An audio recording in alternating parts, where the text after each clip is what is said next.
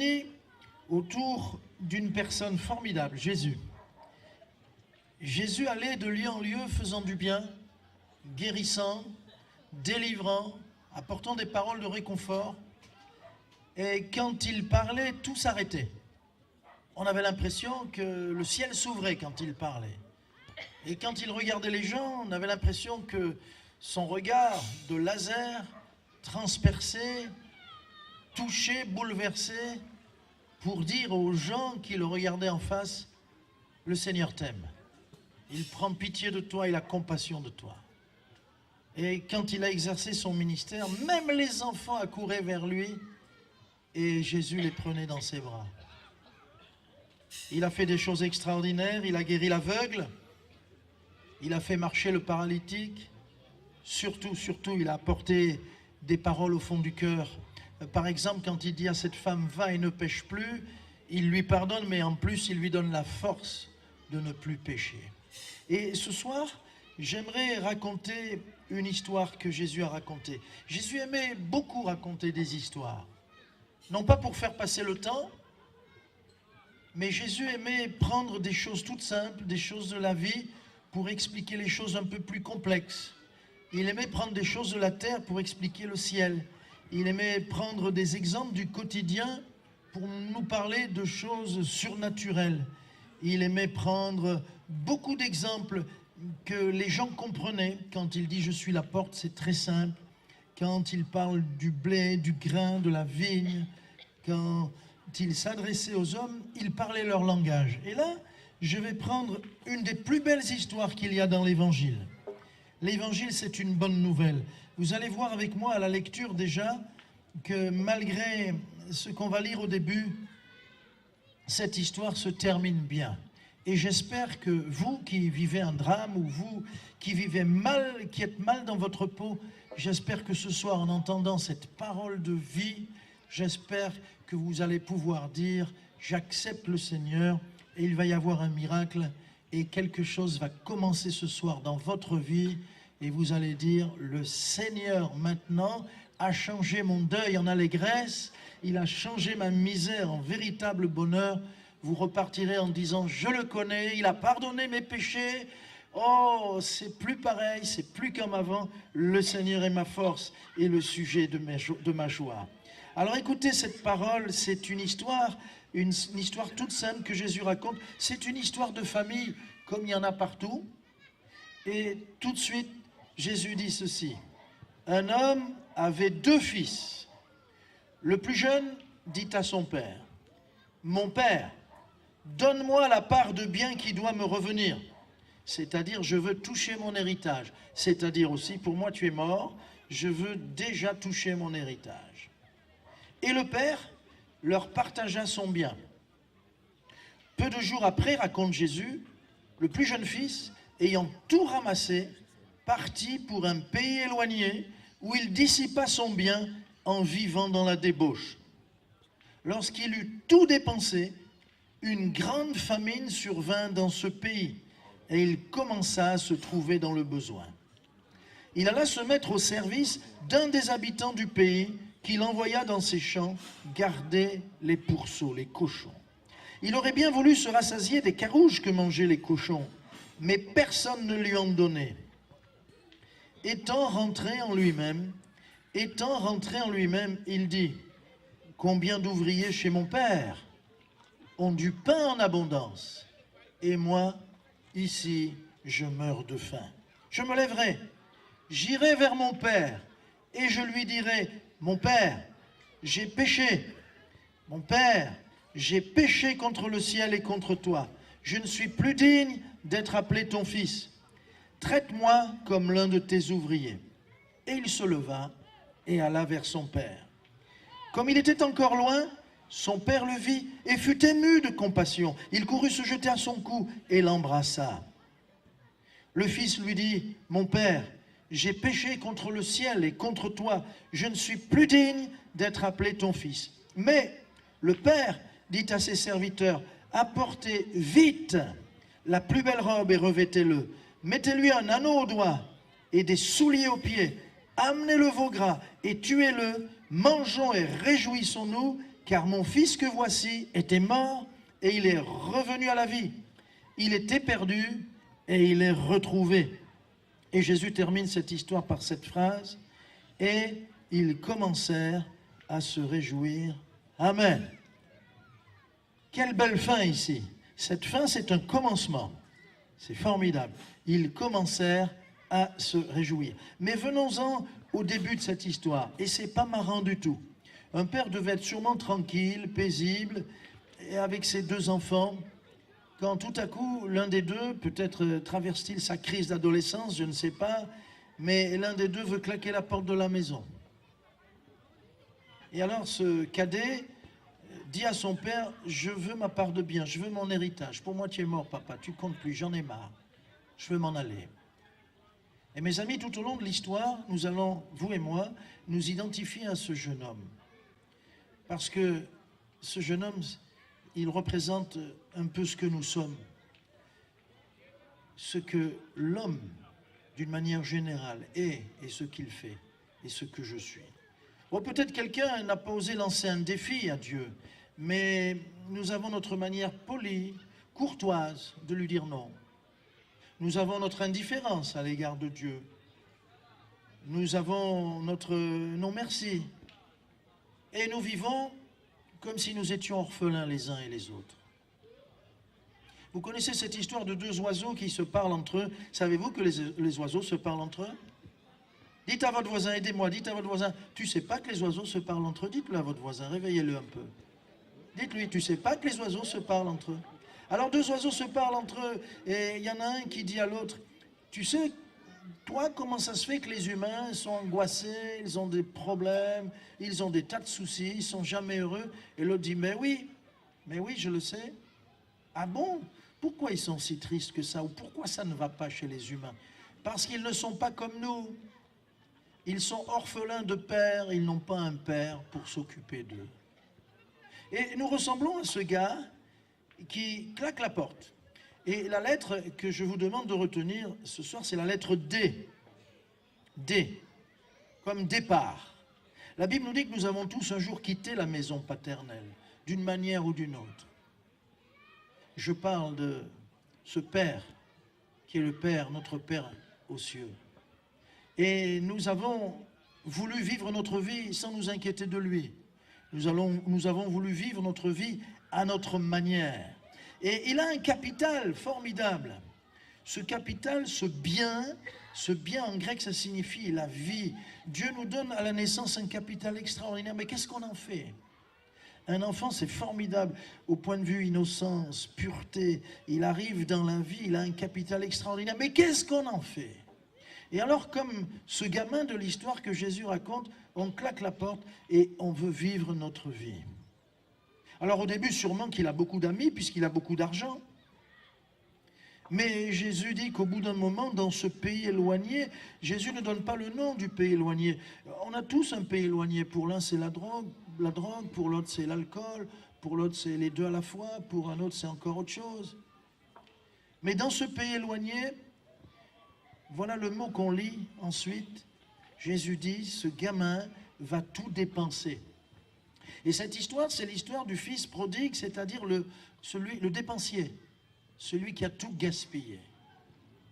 Et ce n'est pas la peine d'aller voir les écolos pour leur demander si l'homme c'est un grand gaspilleur, mais on nous parle aujourd'hui, les écolos sont là pour nous le dire, nous le rappeler, nous gaspillons tout, nous épuisons les ressources de la planète, nous gaspillons l'eau, nous gaspillons l'air, il y a des espèces chaque jour qui disparaissent pour toujours. C'est incroyable, le plus grand gaspilleur, le plus grand dépensier, c'est vous et moi, l'homme sur la planète. Le plus grand prédateur du reste. Tout ça pour du profit ou tout ça par indifférence, on s'en moque. Mais Dieu nous a donné un joujou magnifique, enfin c'est pas un joujou, mais il nous a mis sur une planète extraordinaire qu'on appelle la Terre et c'est formidable, mais on est en train de tout casser et de tout gaspiller. Et alors Jésus dit, il dépense, il dépense. Seulement, savez-vous qu'un jour il faut passer à la caisse? Il y a des gens qui, dans les rayons des supermarchés, ouvrent des paquets, prennent un bonbon, mais le remettent, le paquet. Oh, ils ne l'ont pas pris, ils ne l'ont pas mis dans la poche. Ils ne l'ont pas mis, bien sûr, dans le caddie. Et quand ils arrivent à la caisse, c'est arrivé à quelqu'un en tout cas, on lui dit « Venez s'il vous plaît un peu à part là, venez. Voilà. Monsieur, vous avez pris ici, ceci, ici, cela, ici, cela. Et nous, on ne peut plus vendre ces produits. Alors on va vous les facturer. Mais comment, Monsieur, les caméras. Les caméras. Et on est un peu comme ça. Pas vu, pas pris. Mais tout se sait et tout se voit. On avait dans un camp, on avait un jeune qui préparait toujours dans sa gourde, il avait une magnifique gourde, et il préparait avec du sirop, il préparait toujours son breuvage parce qu'on partait en balade et il aimait emporter sa gourde. Mais un jour il me dit, mais on n'arrête pas de boire ma gourde et quand je m'en vais, j'ai pas le temps de préparer ce que j'ai préparé le matin pour partir. Il y a quelqu'un qui me pique, qui vient me boire, je ne sais pas ce qu'il fait, mais je voudrais attraper ce voleur. Et il ne trouvait pas de moyen pour l'attraper. Savez-vous ce qu'il a fait un jour? Il est allé à l'infirmerie, il a pris du sparadrap, il a collé le sparadrap sur sa gourde, et au stylo, il a écrit « Dieu te voit ». Et ça a marché, mes amis. On n'est plus jamais venu boire son breuvage. Ça marche. Si tu savais que Dieu voit tout, Jésus dit, il a tout dépensé. Et quand il a tout dépensé, sûrement qu'il n'a plus d'amis, Jésus nous dit, il s'est trouvé dans le besoin. Alors, des départs, des dépensiers, et puis, voilà ce qui se passe, des comme d'échéance. Il alla se mettre au service d'un des habitants du pays. En grec, il alla se mettre, le verbe, il alla se mettre au service, nous on a toute une expression, une périphrase, c'est juste un verbe, kolao. Il était collé, il était attrapé, il était au service de l'habitant du pays. Il était vraiment attrapé. Et c'est ça la déchéance, c'est quand on est attrapé.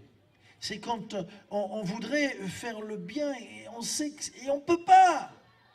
Et le mal qu'on ne veut pas faire, on le fait. Et il y a un combat en nous, et c'est ce que la Bible appelle la déchéance. Nous sommes tous déchus, il n'y a pas un juste, pas même un seul.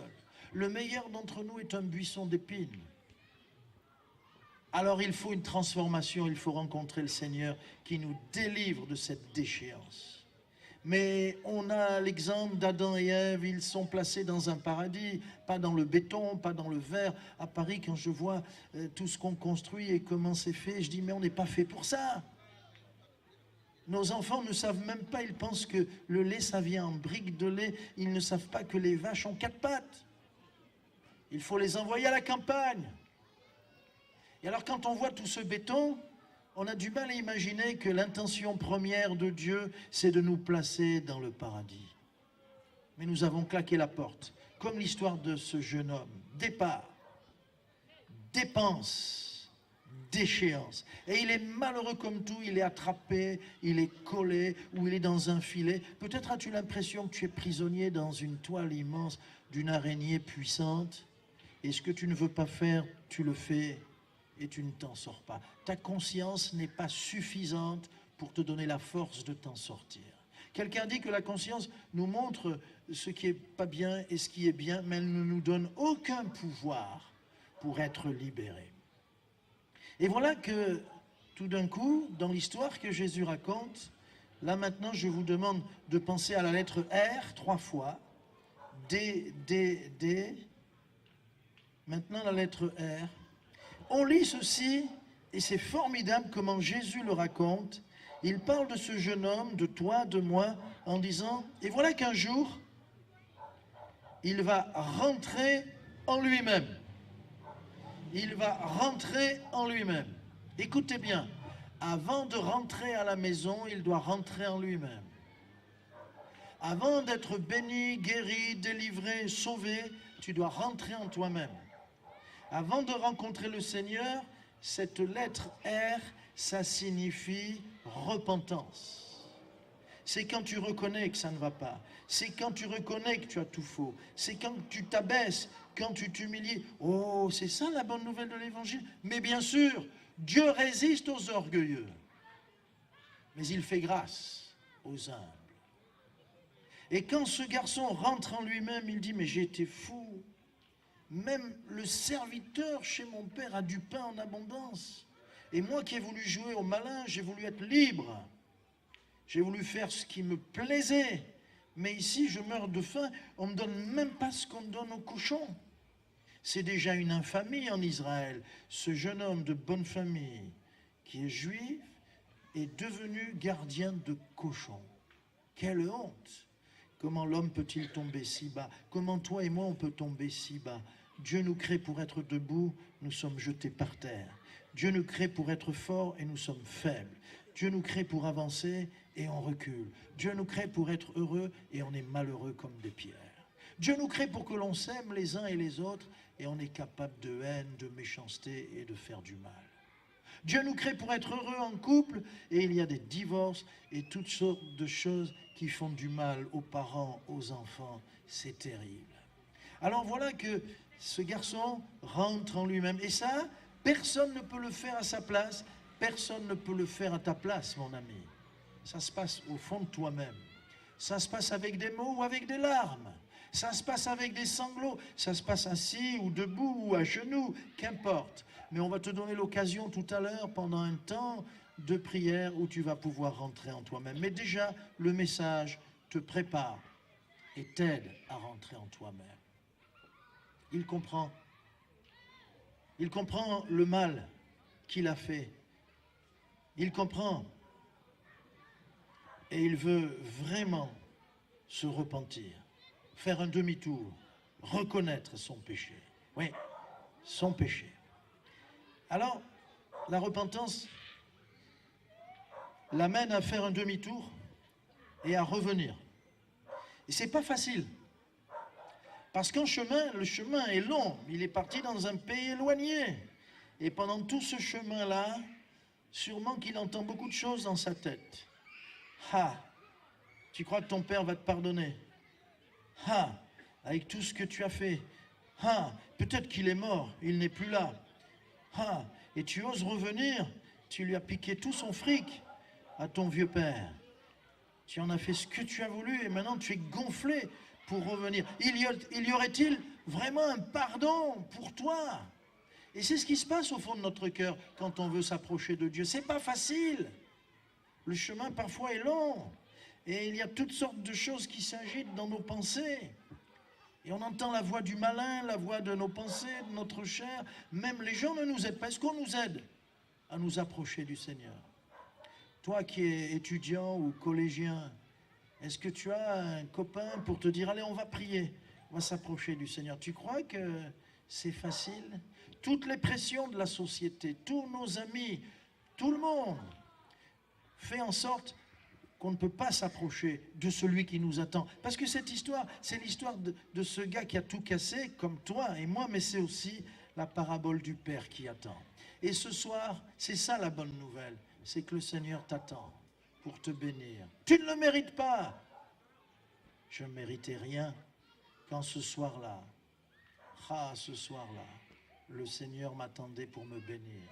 Moi, j'ai pleuré, et j'ai pleuré, j'étais inconsolable, parce que je sentais le poids de mes fautes, de ma bêtise, de mes péchés. Et je pleurais, j'étais assis sur une chaise, on était en petit cercle, et là, des torrents, je peux dire des torrents, et il y avait une petite flaque. Moi, je croyais que c'était carrément une mer qui était là. La mer de mes larmes, de mes bêtises, de toutes ces années folles où j'ai fait pleurer ma mère, où je disais à ma mère, mais Dieu n'existe pas. Et je vais te le prouver. Et je débitais mes cours de philo. Et j'étais content de faire souffrir ma mère, imbécile que j'étais. Mais ce soir-là, je pleurais. Je pleurais. Et en même temps, j'étais pas fier. Et en même temps, je comprenais peu à peu que je pouvais m'approcher du Seigneur. Et à un moment donné, après ce temps qui a duré longtemps, 1 heure environ, à un moment donné, j'ai su que le Seigneur m'acceptait. Ça, c'est la bonne nouvelle. Il est près de celui qui a le cœur contrit, qui s'humilie.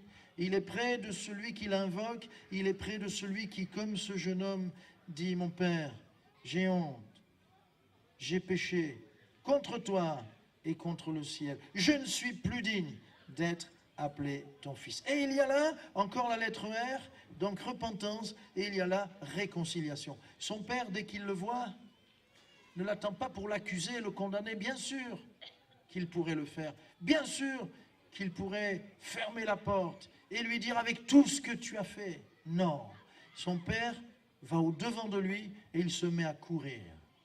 Ah, si je pouvais, avec quelqu'un là, vous montrer comment ça s'est passé, mais le père sort, sûrement que tous les jours il guettait sur le long chemin qui menait à la maison, il guettait parce qu'il attendait avec beaucoup d'amour et de foi, il attendait le retour du rebelle, le retour du grand dépensier, comme il t'attendait ce soir pour te dire qu'il faut que tu te précipites dans ses bras. Il faut que tu viennes vers lui, laisse-le ouvrir ses bras. Et ses bras s'ouvrent au milieu du chemin et se referment sur celui qui ne mérite pas cet amour. Et le Père veut l'attacher à lui comme on le fait avec des cordages d'amour, parce que le Père a pour lui une nouvelle vie, un nouveau chemin, une nouvelle destinée. Alors, il courut se jeter à son cou et embrassa son fils rebelle. Et puis, et je termine avec ce mot, toujours la lettre R, on peut appeler ça une restauration. Réparer, restaurer, refaire à neuf.